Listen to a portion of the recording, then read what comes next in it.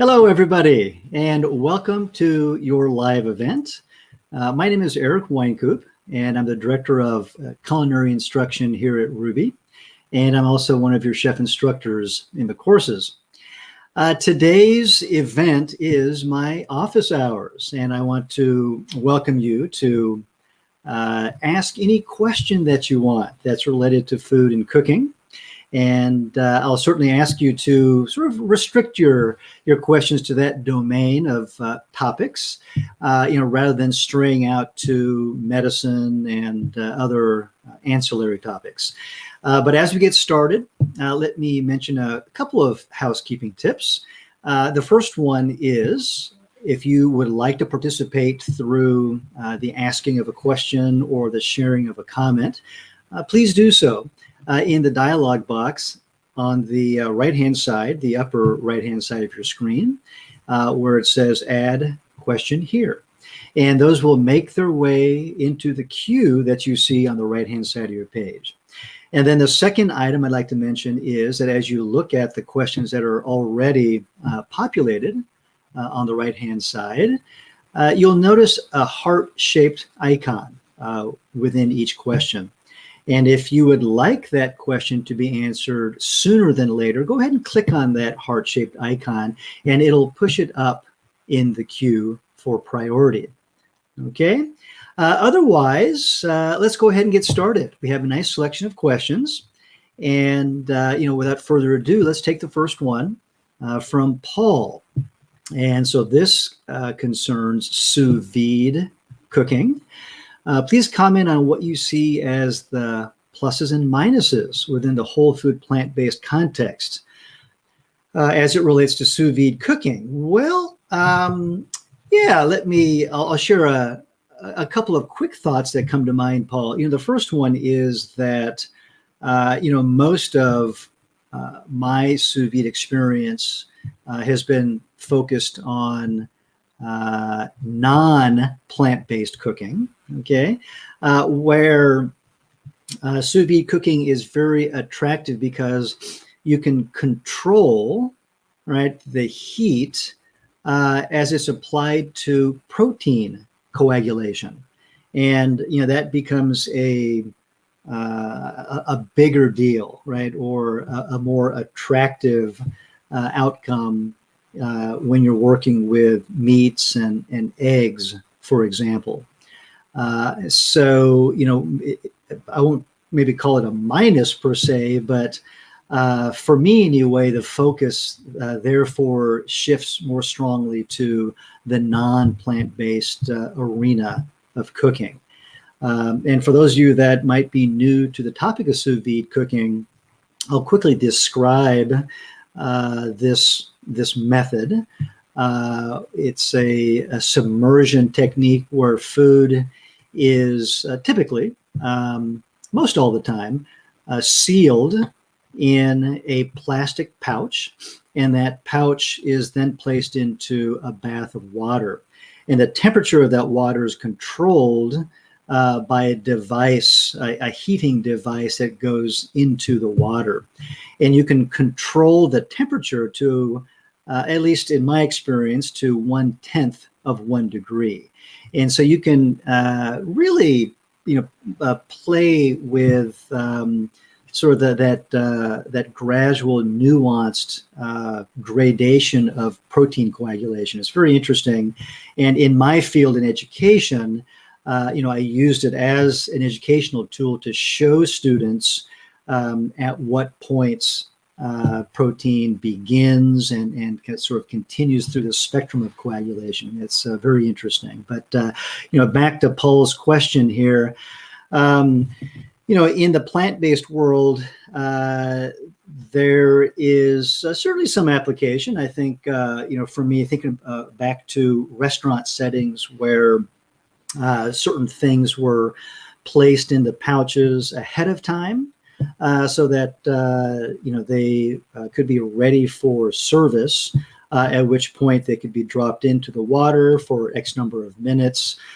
Or very often those things are even, cooked ahead of time and then pulled out of the water and chilled.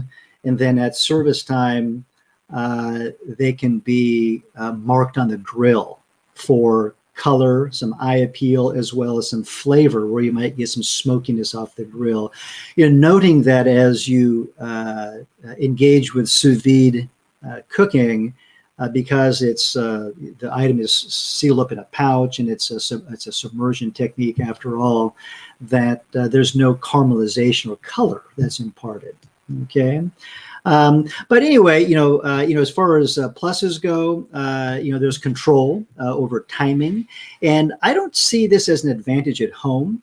But if you're in a larger volume setting, a professional setting, for example, where you want to prepare items ahead of time, and then hold them in a cool, refrigerated environment, they can easily be removed from the packages and then marked. We call it marked on a grill typically, but you can control the doneness of certain items. But so when time, right, management is critical, that's where this technique comes into play. Okay. So anyway, I hope that helps contextualize this for you. Again, at home, I don't find it to be a particular advantage. It's more of a fun thing to do. But in a volume setting, that's where I see the advantages. Thank you. All right, next up from Raven. Hi there. So I have a question about purchasing a chef's knife. I am finding it difficult to find one that works well for me. I did try a Shun Classic, however, and let's see, I didn't feel comfortable, so I returned it. Do you have any tips? Yes. For me, a knife, in particular a chef's knife, or any other knife that you will use frequently, the fit, right, is important, and there's things to consider include whether you're left-handed or right-handed, the size of your hand, the strength, of your hand, wrist, arm, the mobility of those joints, the size of the knife certainly comes into play. In terms of a chef's knife, you can find sizes ranging from 4 or 5 inch blades up to maybe 14 inches or even more. 8 inches being pretty typical, and so you get to find your comfort zone, within that range, and all of that is going to be also relative to the type of foods that you prepare, and the quantity of the food that you prepare. So if you're preparing lots of food, especially in a professional setting, then a larger knife is going to be more desirable. So you can do more work in a shorter period of time, but. The best thing to do, Raven, is to get your hands on some different knives and to practice, some basic cutting to get a feel for that tool in your hand. And I realize it's difficult to get out to cutlery stores in this environment. I also realize that today there are fewer and fewer cutlery stores that are brick and mortar that you can actually visit. More and more of these businesses have shifted to an online format, which makes it challenging. But try to seek out those places. Also, see if you can visit restaurant supply stores in your city or hopefully nearby, where you might be able to try out their selection of cutlery. Also, if you have a chance to practice with someone else's knives.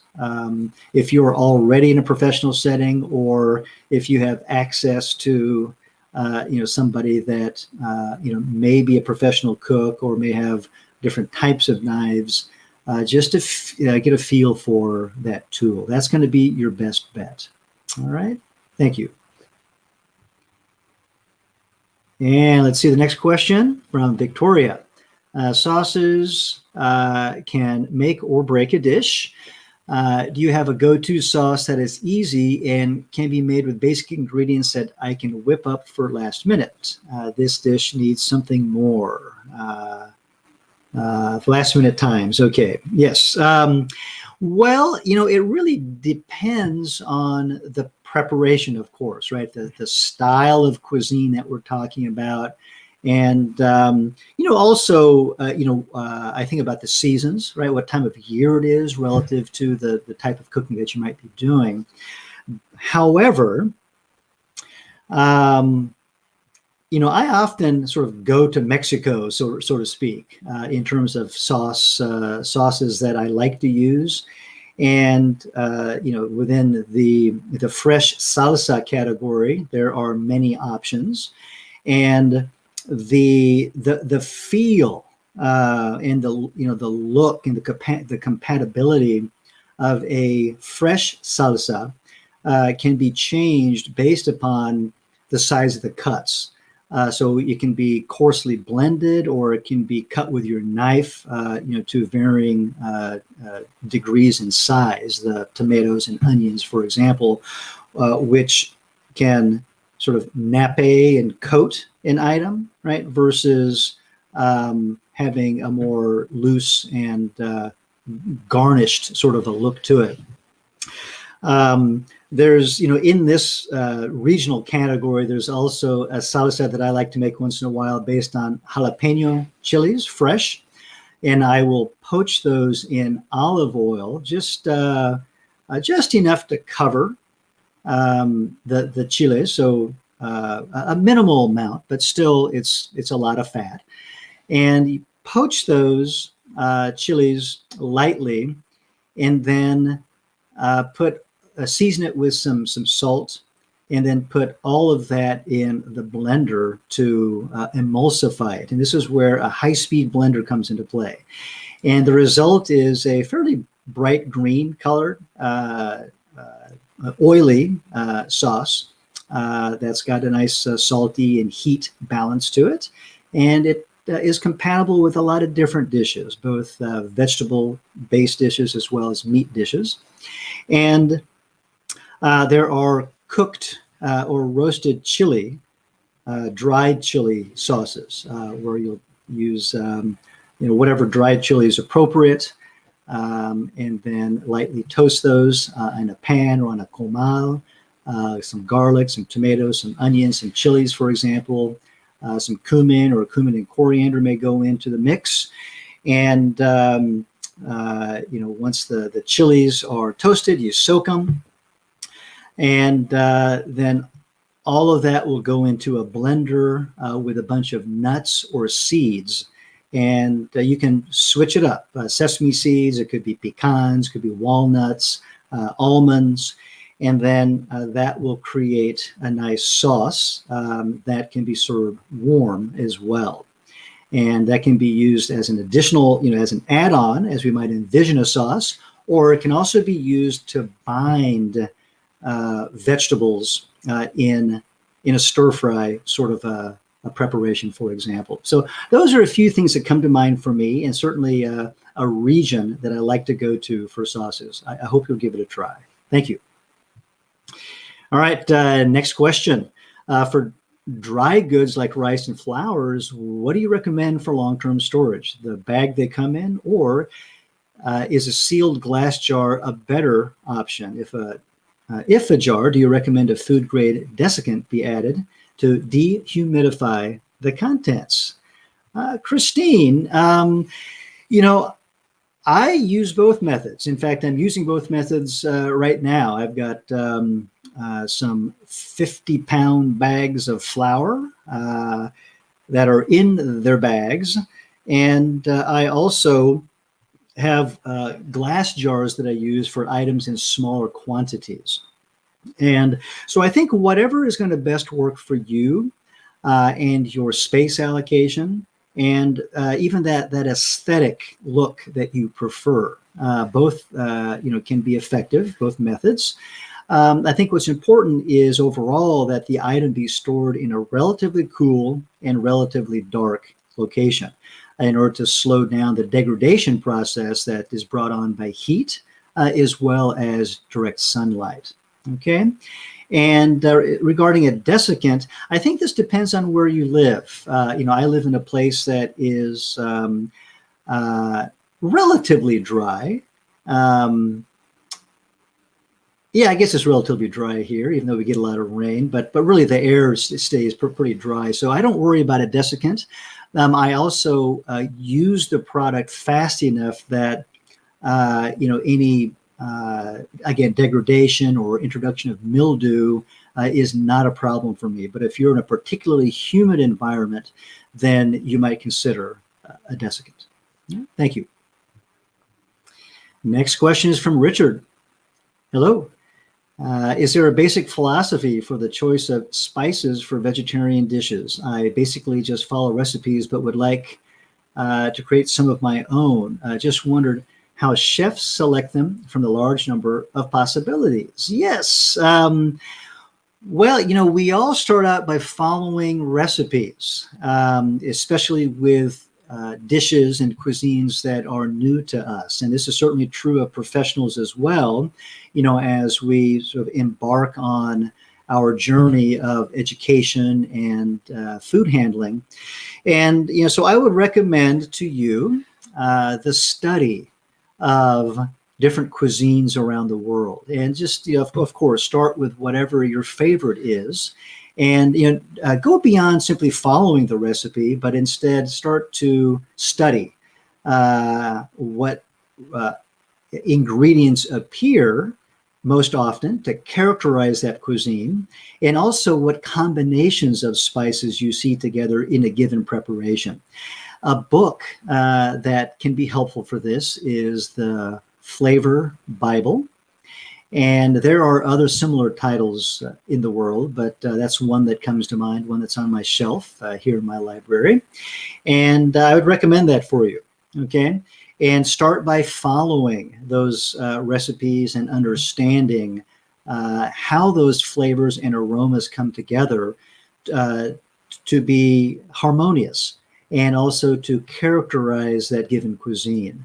And then as you gain more confidence, in the handling of these items in that region, then, you'll have the ability to make your own adjustments to the ratios of these spices and start to, alter the balance of the aroma and the flavor to make it your own. That is, after all, what cooks do in any of these regions around the world. All right, thank you. And the next question, I'd like to know more about meal planning to achieve optimal health and weight in the shortest period of time, and how to turn cooking passion into profit. Aha, so we've got a couple of big questions here. And the first one starts to bump up against individual health. And this is where I will defer to a dietitian or your healthcare practitioner who can give you some tailored direction for your particular situation, okay, regarding, optimal health and weight. When it comes to turning passion into profit, there are many ways to do this. And, I will share a couple of examples. There is catering, and you can cater in different ways. So for example, you might like sweets, and so you might decide to focus on desserts or other sweet items, or it could be a broader menu offering of savory foods.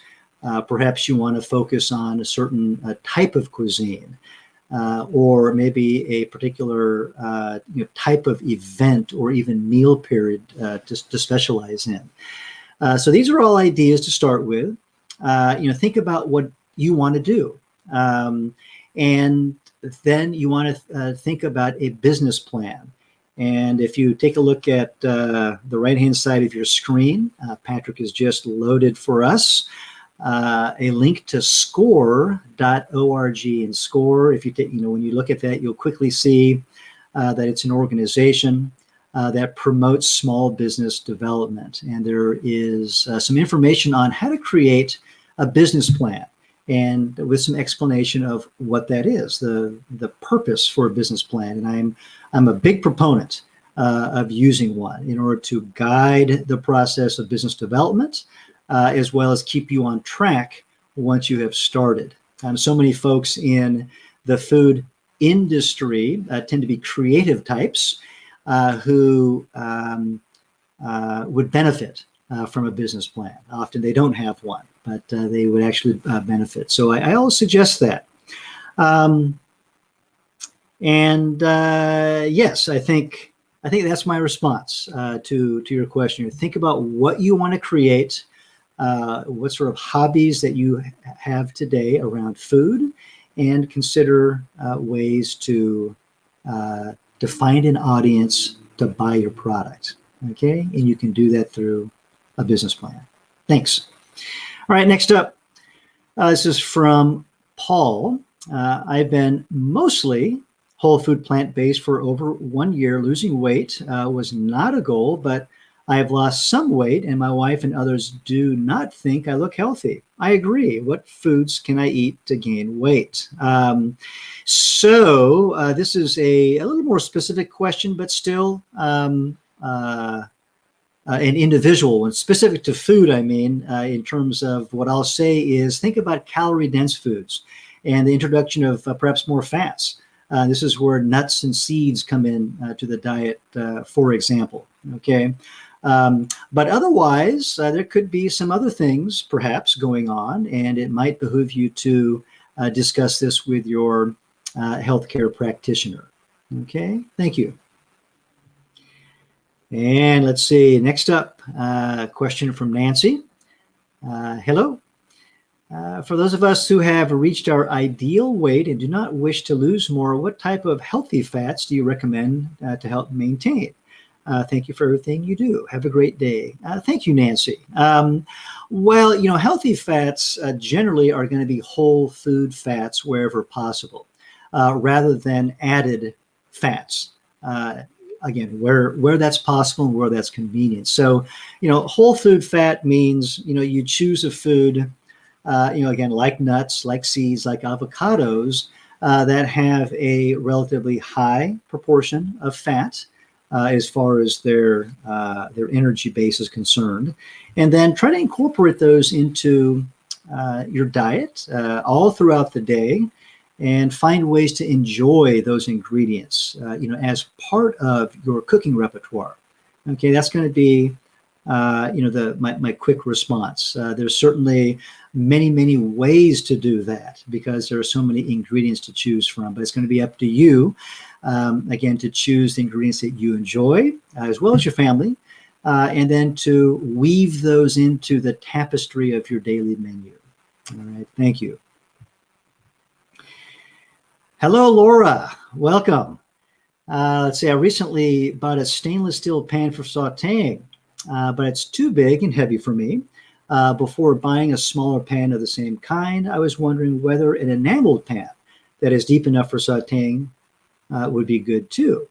Yeah, the quick answer is yes. You know, I'm a big fan of using what you have. I mean, unless it really needs to be replaced for, you know, maybe the enamel's chipped off, for example. But I mean, otherwise, you know, when I go to somebody else's kitchen for teaching or just cooking in general, or visiting relatives, and they've got a whole different setup, you know, I don't like to fuss, even in my own mind, about how things are different. Rather, you know, I like to adapt my skills and my know-how. And I like to encourage my students to do the same. And so, you know, I think that an enameled pan can work very well in any of your cooking needs. And it's really up to you to get used to the particular technology that you have. Okay. And so, you know, if you know, acquiring new stainless steel fits your situation, right? Whether it's your budget, whether it's your storage space, then that's fine. But otherwise, you know, don't feel compelled to go out and buy a new stainless steel cookery set necessarily. Right? Thank you. All right, next up from Marina. Hello. Can you please elaborate on the use of Rejuvalac for culturing cheese? Can it be made with grains other than wheat? If so, which work best for use at home? Any tips are appreciated. Yes, you bet. So Rejuvalac, for those of you out there that might find this to be a new word or a new item anyway, Rejuvalac, in a nutshell, is a probiotic liquid. It's a liquid that's imbued with a lot of flora, a lot of bacteria, and it can certainly be used, for your own health, right, as a beverage. But here, Marina is asking about how to use this, or about using this in cheese, non-dairy cheese, and the addition of Rejuvalac in this context is going to promote fermentation.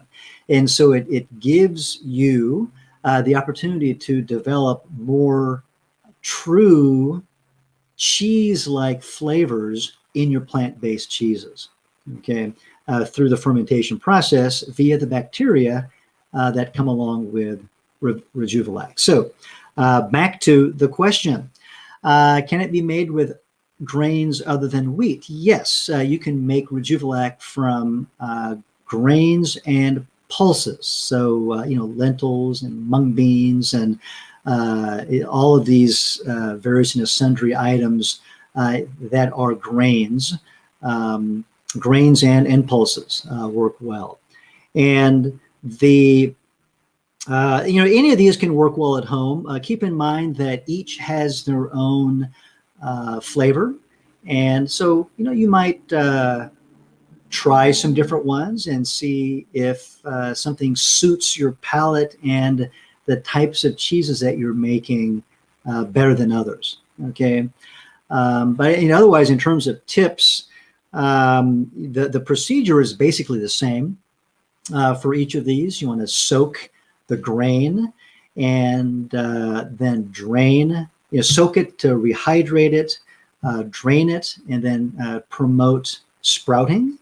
And then once you get that little tail, it might be a 1/4 inch long, it might be a 1/2 inch or so in length, then top it off, rinse it first and then top it off with water, and then let that fermentation begin.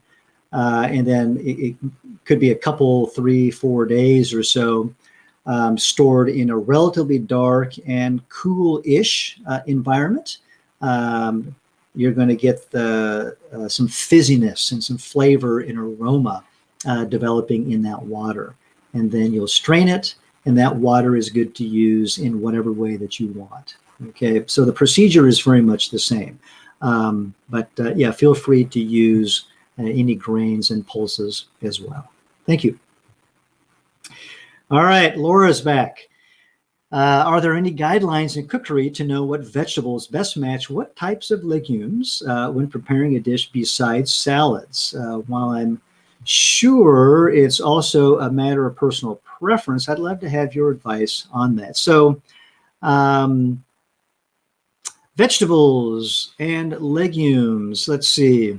Here I tend to take my inspiration from regional cuisines around the world. And people around the world, they have their sort of set, I'll say, like a toolbox, I think of it as, of ingredients and cooking methods and techniques as well. But in this case, ingredients that work well together.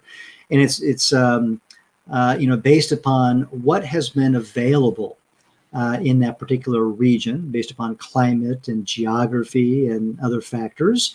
And they've had a lot of time to develop foods ingredients that go together to make harmonious dishes.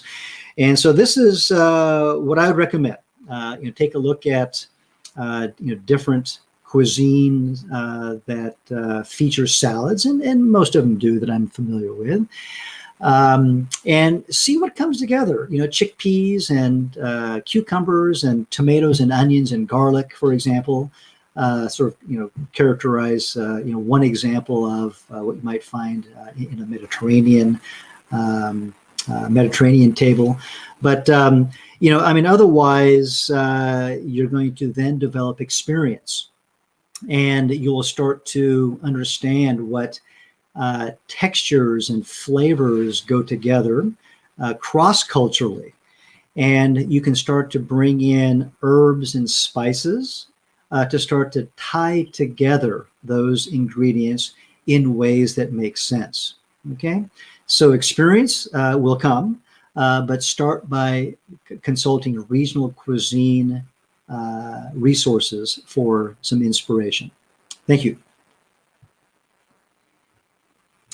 All right, and next question from Gerardo. Hi, are we going to learn whole wheat recipes? Well, let me answer this in a couple of ways. There's whole wheat berries, the whole grain, and then there's also whole wheat flour, which is commonly used, of course. And there are some other forms such as cracked wheat. We often see that in the form of bulgur that might make its way into a salad, tabbouleh, for example. And the quick answer is yes. We have practice recipes, that will reinforce a lesson. And here you will find whole wheat in one form or another being used. And I'll also take a moment here and add that as you move through our lessons, our courses here at Rouxbe, always keep in mind that our focus is on our students learning cooking methods and supporting techniques, okay, rather than recipes in particular.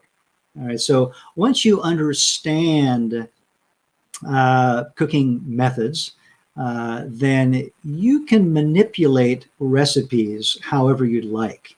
And you can substitute ingredients much more easily. And so this gives you a chance to introduce whole wheat where whole wheat was not present, okay? Either in its whole berry form, its ground flour form, or something in between like a cracked wheat, okay? And so even where you don't see whole wheat being used in a recipe, you will be able to introduce it wherever you'd like, okay, once you understand this concept and develop these skills around the methods and techniques of food handling. Thank you.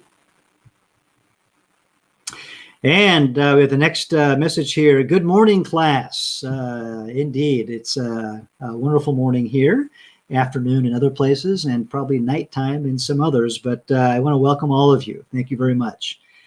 Let's see, next up, there was a link to a batch prep and cooking by one of the chefs' video previously shared. Can you please share it again? Yes. Let's see here. Patrick, I think, has or will. Yes, there we go. He's just listed up some information on batch cooking, and I hope you'll take a look at that, Tanya. Thank you. And let's see, next up from Kristen. What are your thoughts on sauteing Indian spices? Are they in danger of scorching the way peppers are? The quick answer is that most spices are rich in oil. And in fact, it's that, that combination of oils, including volatile oils, that gives spices that beautiful aroma. And so, yes, spices, they require some practice and also some vigilance, as you're heating them up for whatever the next step is so that they don't burn, okay? And, sometimes, we do use relatively high heat in order to coax out aroma or to get them to pop or, to flavor oil with them. So don't walk away from them. Stay close to the pan. And then, I always like to say, play with them and understand the spectrum of flavors and aromas that you can coax out of spices, based upon the heat intensity as well as the time. Fundamentally, right, cooking is all about the control of temperature and time. And, you're going to learn to enjoy food or prepare foods, including spices, along a spectrum. or maybe along a couple of axes, right? Both time and temperature. So there's a lot of possibilities here, but that's going to come with practice. Thank you. All right, next question. How has COVID, with its shopping challenges, isolation, and limited access to restaurants, caused changes in your cooking and even the way you think about food? Well, Deborah, I guess you're asking me this question, aren't you? Let me answer this from a couple of different angles. And one is in terms of home cooking. While we used to do mostly home cooking here with just occasional forays to the restaurants, of course, the last year that's changed, and we have chosen not to eat out for the most part. I think in the last at least 12 months or so, we've probably eaten out 3 times or so that I can remember, and that's when guests were here. We don't do delivery to the house. Instead, we cook, and that has maybe I wouldn't say required, but encouraged the participation of everybody in the house here, and even more so our 15-year-old son, who enjoys cooking anyway, but we've gotten him more into the kitchen in order to learn more things. And then the second angle that I would share is on restaurant dining. There are restaurants that are open in this area for sure, and they unfortunately have less appeal to me right now, because for me, eating out is it's a special experience.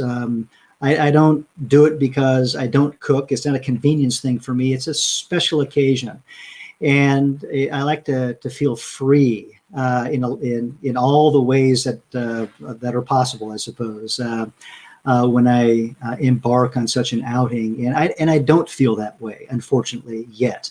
With masks and other concerns in the air, literally and figuratively.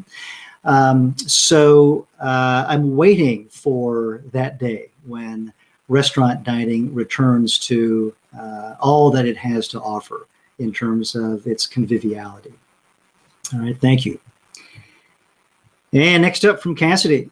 When looking at the sample photos for recipes that are submitted for grading, what order are they listed? Are we seeing older pictures first? Sometimes it seems that the instructions may have changed since the photos were taken. Aha, okay. So I think you're referring to the student sample photos, right?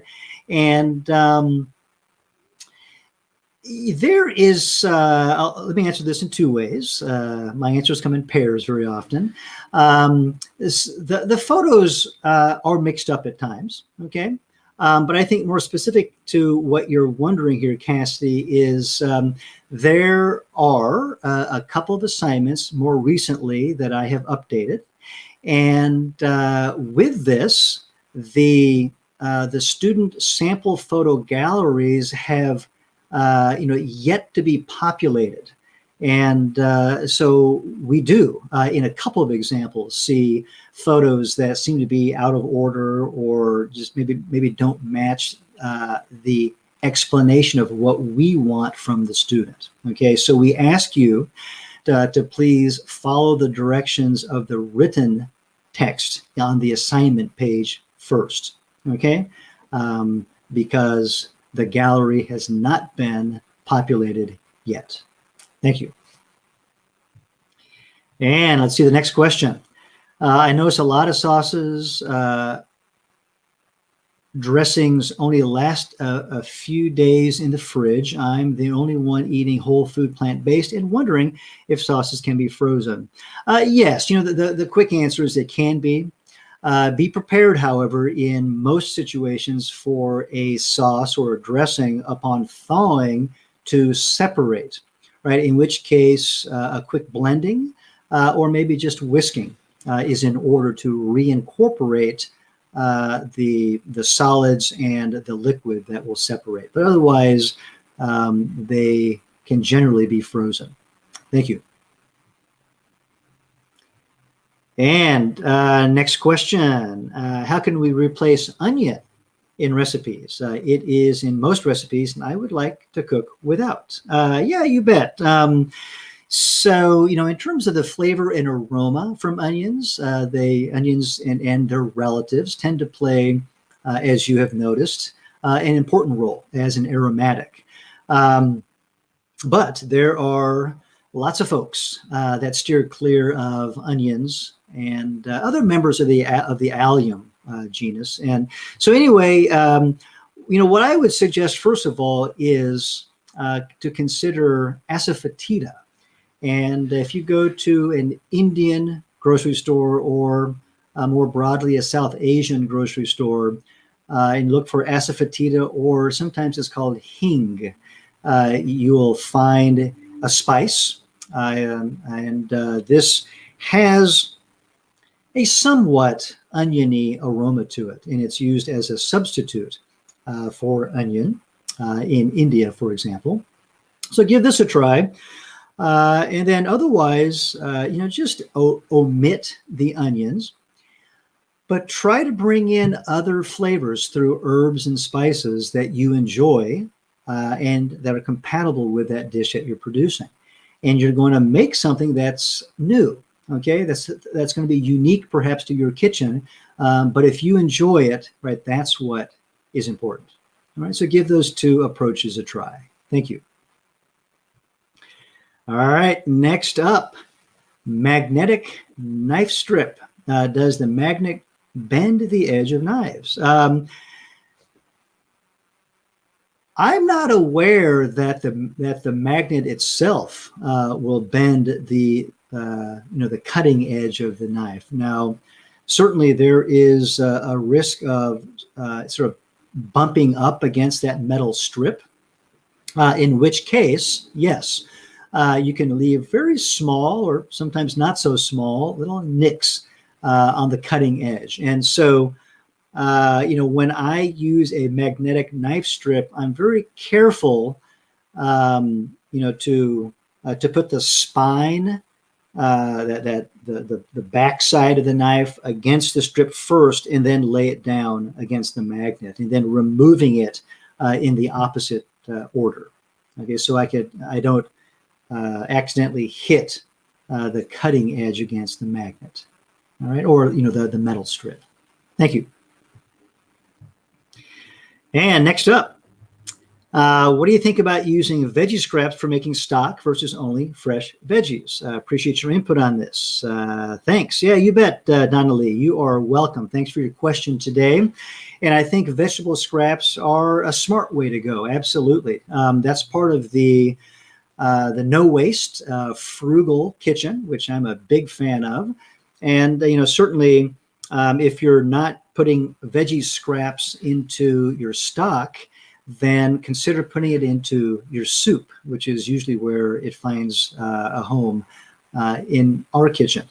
But, if you're thinking about accumulating veggie scraps for stock production, you can even hold them in the freezer, right, until a sufficient volume is accumulated to make a batch of stock. But I think it's a great idea. Thank you. All right, Adam, hello. For tasks 136 and 158 in Pro Cook, where we're creating stocks for the assignments, could we cook broths instead? All righty. Well, let's see here. Off the top of my head, I'm not sure the details of tasks 136 and 158, but I'm guessing that there's a white stock, a chicken stock, a poultry stock right in there somewhere. And so you're asking about a broth. So let me talk about stock and broth for a moment here, okay? And I'm going to do my best not to sound contradictory, okay?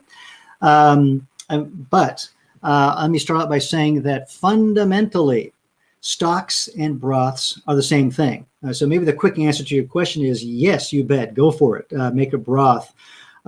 Where we think about using meat, and certainly bones can be in that mix, absolutely. Okay, keep in mind in terms of a meat-based stock, one of the characteristics that we're after is the gelatinous quality. And we get the gelatin from the collagen, which is a connective tissue present in the muscles and the bones, for example. And that's broken down during the simmering process. And then once it's in the liquid, we call it gelatin. Now, upon making your stock, if you find that it's not as gelatinous as you'd like, you can always further reduce it on a gentle simmer in order to concentrate the gelatin, okay? And then you'll find that you can control the viscosity of that end product, that mouthfeel, right, of the finished stock, okay? But yes, you bet. Whether you've got more meat than bones, or only meat, or only bones, or whatever the ratio is, you bet. Feel free to do that. Thank you. All right. Next question.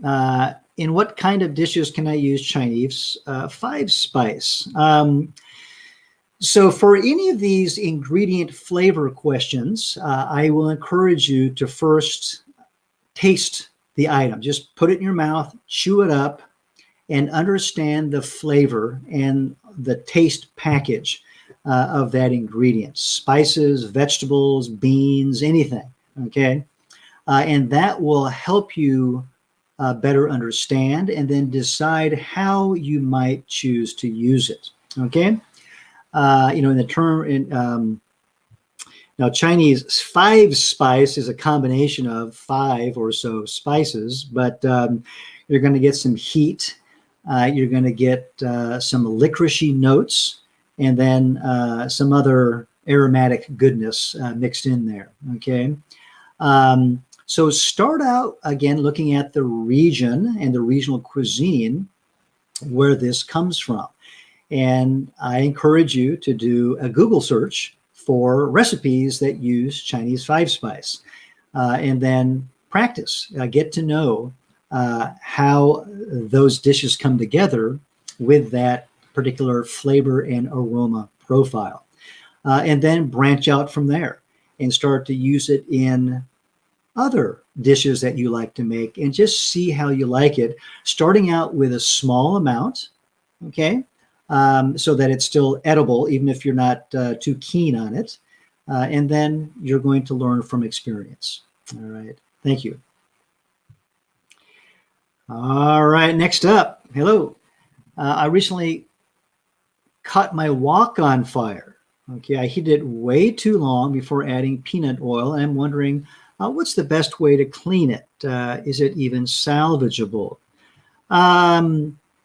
Well, my quick answer would be, yeah, it's probably salvageable. I would certainly expect. The best way to clean it, you want something coarse and abrasive to dig deep into that beautiful burned-on patina that you got going there. You might consider salt. A granular salt is very hard. And then bring that in with, consider baking soda also. And you can scrub and soak and see, where that gets you. It might take you some time, okay? It kind of depending on how the oil has polymerized on the surface of the wok.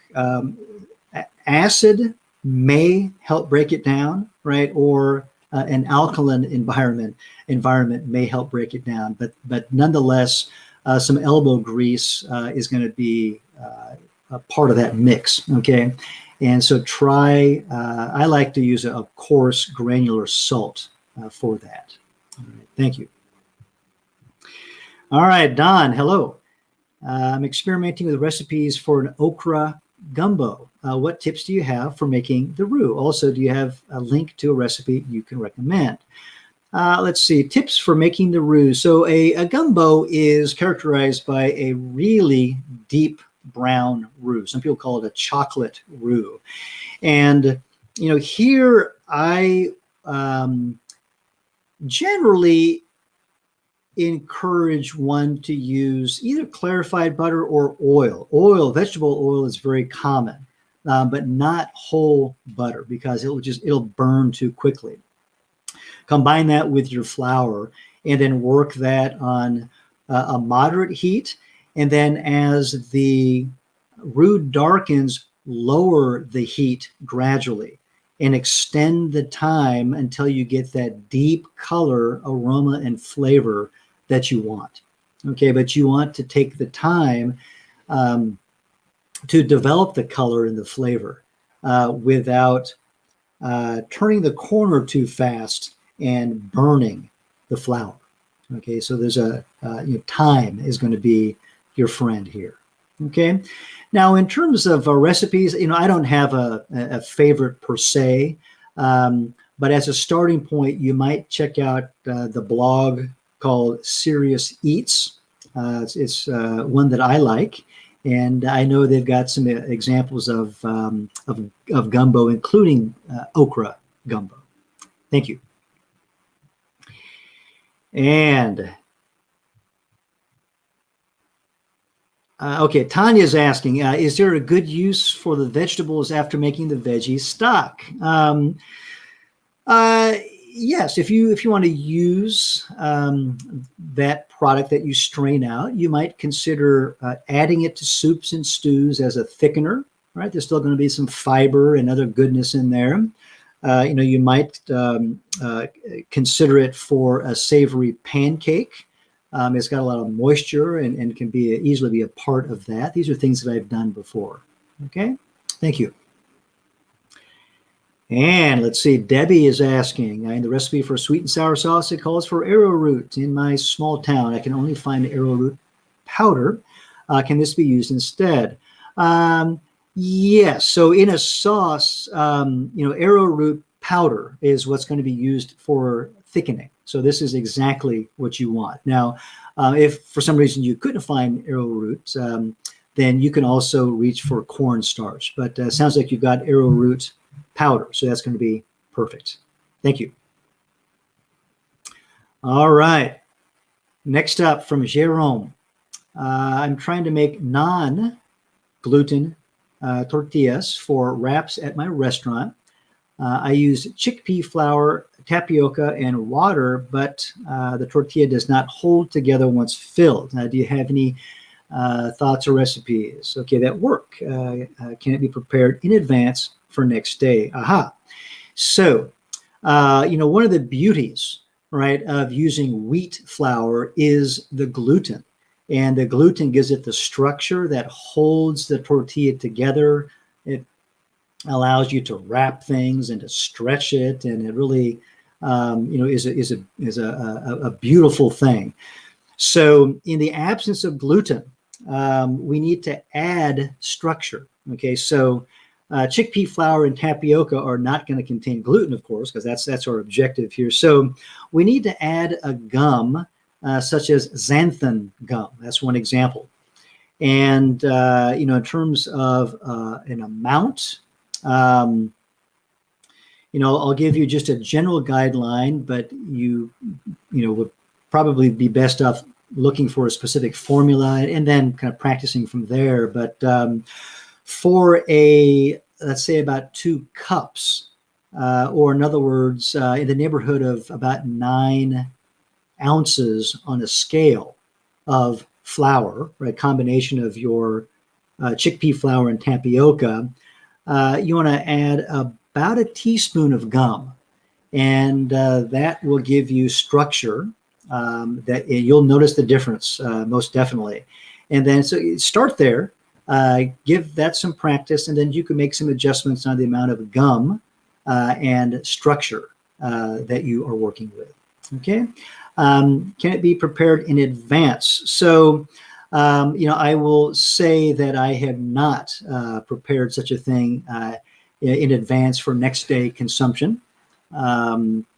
But you can play with this as well through the addition of oil. Oil or fat in general will keep these flatbreads pliable, and it'll give you the chance to warm them up and then wrap things even after being cooled down. But perhaps some more reading on your part would be helpful as well. But that's going to be a start in terms of a thought process. Thank you. All right, next up. Are green lentils interchangeable with brown lentils in recipes? I can never find brown. For instance, lentil sloppy joes. What is the main difference between brown and green? These things have different personalities, and in terms of flavor, there's going to be a little bit of different flavor, certainly a different look.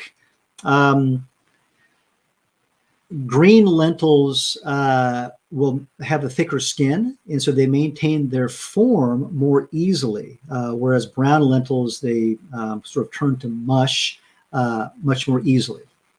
And so if you want to use green lentils instead, then you want to cook them longer and probably with a touch more water in order to break them down and make them very soft for a sloppy joe sort of a preparation. Okay, but otherwise they can be interchangeable. Absolutely. Okay, it's just going to be a matter of you controlling the hydration and that length of cooking.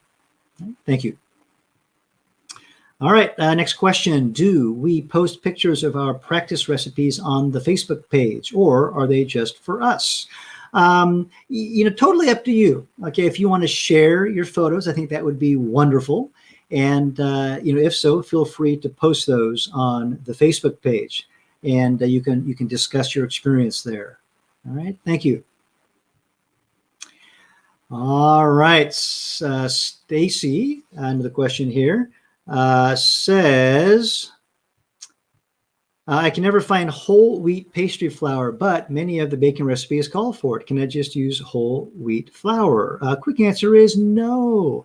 There's going to be a noticeable difference in the amount of gluten between those two products. Pastry flour is going to be made from a different type of wheat, and which is lower in gluten. So you're going to be better off using white pastry flour in this sort of a situation. You might also consider an online vendor such as Bob's Red Mill to source whole wheat pastry flour. Okay. And just, very quickly here, Stacy, if you use just whole wheat flour with all of its gluten, you'll end up with a tough pastry, okay, which is not what you want. All right, thank you. All right, next up from Rita. What are your suggested methods for cooking white beans from dry without pre-soaking? Yeah, I would say just get them in some cold water, slowly bring the heat up, and then cook it gently as you can. Okay, and the goal here it would be to some degree mimic the effects of soaking, right? Which is to give the bean a head start, right? Obviously on the hydration process, so that we can best even out the cooking of the exterior relative to the interior. Okay, if we put a dry bean in water and cook it at a relatively high temperature, the outside is going to cook very quickly or prematurely relative to the center, and the outside will start to slough off because it overcooks, while you still have an undercooked center. And so if we start off with cold water, we can slowly allow the water to penetrate, as the surrounding water comes up to temperature to work on the starches and the proteins in terms of cooking it. Okay, and so that's going to be the best that we can do. All right, but a gentle hand. gentle heat. You want to bring it up to a simmer so you get the full cooking effect, but a gentle one. All right, thank you. Okay, and next up, how do you best prepare butternut squash for vegan ravioli? Well, I like to, either fully cook it so that it's in a puree sort of a state, and or, in other words, it could be a mixture of a small dice. So I'll cook it first and then cut it. Very easy to cut at that point, so that it doesn't tear through the pasta. Okay, and then you want the product to be relatively dry, so that it doesn't damage the pasta during the cooking. And so if you need to return, after kind of scraping out the butternut, well, let me back up a step and say that I like to roast it in the oven, and then pull the meat out of the shell, and then, if necessary, I'll further dry it out. And that can be in the oven. That's a very convenient place to do that. And then, so that paste or that puree is relatively dry and not introducing excess moisture to the pasta sheets. Okay, give that a try. Thank you. All right, let me take a little sip here. Excuse me.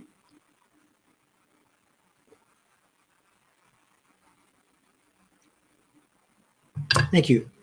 Next question from Marina. Is there a place for sous vide cooking in whole food plant-based cooking?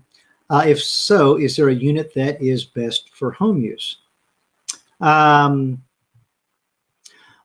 yeah, I think there certainly can be a place. It's just a matter of one's preference for the cooking method to be used within one's repertoire and style of eating, as well as the kind of technology, right, that you want to purchase, to store, and otherwise tinker with. But it certainly could be used. Now, in terms of a home unit, when it comes to appliances, for the most part, I encourage students to look online and to read reviews of a given product to find the features and functions that are most relevant to your setting. Okay, but otherwise, you will definitely find something that is suitable for home. Thank you. All right, next question here. I am new here, but I want to ask about, do you teach practically? Well, no. I mean, Rouxbe does not provide practical in-person cooking lessons. Instead, we use the video format, which gives you a nice close-up view of the method or the technique that's being emphasized in that lesson. Okay, and I think that's a very effective way to see the details of what's going on. Okay. And the next question here, do I have to write notes for the tasks? That's up to you. I think it depends on how you study, right, as a student. When I take a course, including online courses, including the occasional Rouxbe course for my own refreshment and entertainment, I do take notes. That's just the kind of a student I am. And it helps me learn. It helps me retain information. And I think also, if it's something that's new to me or that I haven't done in a long time, and I want to go practice it in the kitchen, then having my own notes will help me walk through that process. And so I certainly encourage all my students to take notes. And sometimes this could revolve around recipe testing as well. Okay, but I'll leave that up to you and your style of learning. Thank you. All right, Rita, leeks that are Okay, confit, I think, in oil are great added to green lentils. Okay, yes, wonderful. So, yeah, leeks that are confit, right, or cooked at a low temperature in oil is the reference here. And yes, I would agree with that. That provides not only some wonderful flavor from that leek product, but also some fat to lend to the otherwise dry and even astringent quality of many lentils. Thank you. And another suggestion from Rita. Okay, can you also use cracked wheat in a type of risotto? Yeah, you bet. Give it a try, and see how you like those results. Okay, when it comes to the risotto method and risotto-like preparations, I encourage you to experiment with all kinds of products and just have fun with it. That's really what cooking is about. If you ask me a question about a particular ingredient, I'm probably going to encourage you to just give it a try. And you're going to like the results, right? Because it's going to be your cooking. If you don't like the results, then change it up a little bit. Apply your skill, apply your know-how, and create something that you like that resembles risotto or is in the spirit of risotto that utilizes cracked wheat. All right, thank you. All right, next question here: how to get average grades? So, grades. Okay, so let me definitely emphasize the learning outcome. Okay, as you move through our lessons in our courses. So I understand that some students are more motivated by grades and others are less motivated by grades.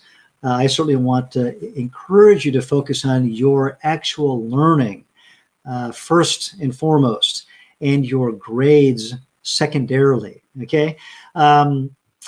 In terms of achieving your grades, it's a matter of practicing that particular learning activity, right? That method or that technique. And before you submit your assignment, and that's going to give you then the best opportunity to get the best grade and also a certain type of feedback from your instructors. And we have several instructors that you'll get to know here at Rouxbe. But definitely practice more than once on each of the assignments before you submit it. Okay, thank you. And next up, how can I make a vegan pizza and which cheese, the vegan cheese, should I use? I will encourage you to take a look at our recipe gallery or you can go online. Okay. As far as online goes, when it comes to a vegan pizza, we've got the dough. Bob's Red Mill has a blend, a pizza dough blend that you might consider. And then in terms of cheese, you can make your own cheese, okay? And then you can also buy some cheese at the store. Either way, as far as the store-bought product goes, you'll want to see how you like it, right? They vary quite a bit in quality. Now, in terms of making cheese, this will take some practice, but consult an online resource as well as the Rouxbe sort of gallery of recipes for an introduction to plant-based cheeses. Most of these are going to be gluten-free as well. Okay, but certainly be sure to read the ingredient labels if they're a store-bought product. Thank you. Next up, better to properly seal that Asafoetida bag or your entire house will be engulfed in it. Yes, good advice, Rita. Hing does have a distinctive aroma. And next up, another question here. My mom and 2 kids are plant-based. What kind of cake can I bake? What can one do to replace eggs? So this gets to be a bigger discussion here. And if you're interested in, plant-based desserts, including cakes of different kinds, please take a look at our Essential Vegan Desserts course. And this is taught by Fran Costigan. It's a wonderful course, a comprehensive course that covers many different areas of the sweet kitchen. All right. Thank you. And let's see, it looks like the last question from Rita. Organic processed sunflower oil makes a great dark roux for gumbos. Also, be sure to finish with a gumbo filet to create thickening and flavor. Use only at the end. All right, excellent. Thank you for your suggestions, Rita. I appreciate that. And I'll give this a try too. Organic processed sunflower oil. All right, there you have it. Thank you very much, everybody, for joining me today for my office hours and for your live event. And I look forward to seeing you next time. In the meantime, happy cooking. Thank you.